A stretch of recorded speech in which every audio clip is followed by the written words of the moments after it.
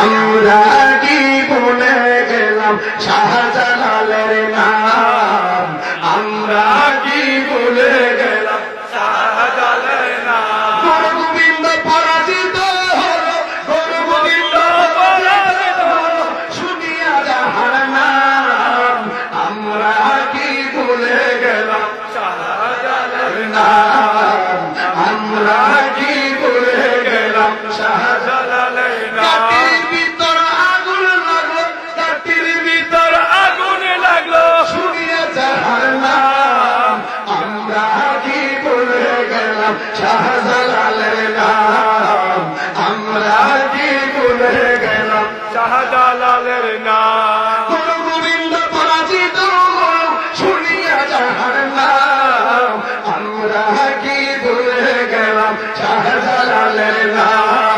মালিক তুমি জান্নাতে, ঐতিহ্যবাহী বরুড়া বড় হরিপুর ঘোড়াডেঙ্গা সুন্নি হাফেজে মাদ্রাসা এতিমখানা ময়দান, দিনের বেলা আজিম হোসেন মাদ্রাসার হাফেজ ছাত্রদের পাগড়ি প্রদান উপলক্ষে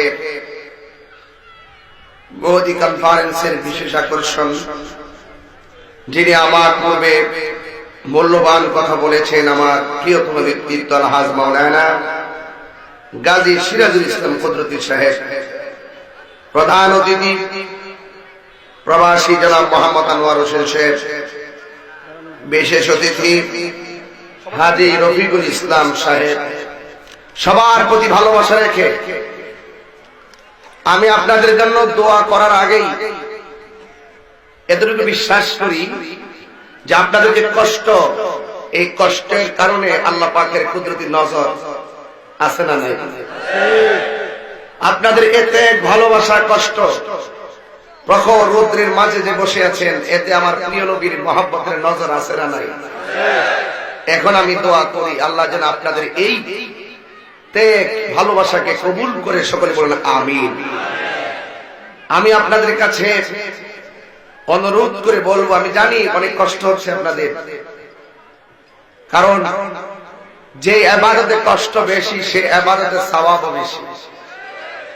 গতবার যখন দিনে এখানে এসেছি কষ্ট করছেন বৃষ্টির মাঝে, এবার কষ্ট করছেন রৌদ্রের মাঝে। তো এই জন্য যে ইবাদতে কষ্ট বেশি সে ইবাদতে সওয়াবও বেশি। সুবহানাল্লাহ বলতেন না? আর আজকে আপনারা যারা এই ময়দানে ভালোবাসা প্রদর্শন করছেন, আমি একটি কথাই শুধু আপনাদেরকে মেসেজটা দিতে চাই যে আমরা আহলুস সুন্নাত ওয়াল জামাতের অন্তর্ভুক্ত যারা রয়েছে, আমরা আমার নবীকে জানের চাইতে বেশি ভালোবাসি। সন্দেহ কিনা বলেন? সন্দেহ আছে? সন্দেহ আছে? আমরা জানের চাইতে নবীকে ভালোবাসি। আর আমার ব্যাপারে আপনারা বেশি না জানেন, কম তো কিছু হলো জানেন, যে আমি যদি বলা হয় তোমার মা, তোমার বাবা, তোমার সম্পদ কি, আমি বলবো এই পৃথিবীতে মা, বাবা, আত্মীয় স্বজন, সম্পদ, টাকা পয়সা সব আমার কাছে তুচ্ছ, কিন্তু আমার নবীর মহব্বত আমার কাছে সর্বশ্রেষ্ঠ। আর এই কথাই রাসূল বলেছেন, যতক্ষণ না পর্যন্ত মা, বাবা, সন্তান, সন্ততি ওয়ান নাসি আজমাইন, সকল মানুষের চাইতে নবীকে মহব্বত না করবে, ততক্ষণ কেউ ঈমানদার হতে পারবে না।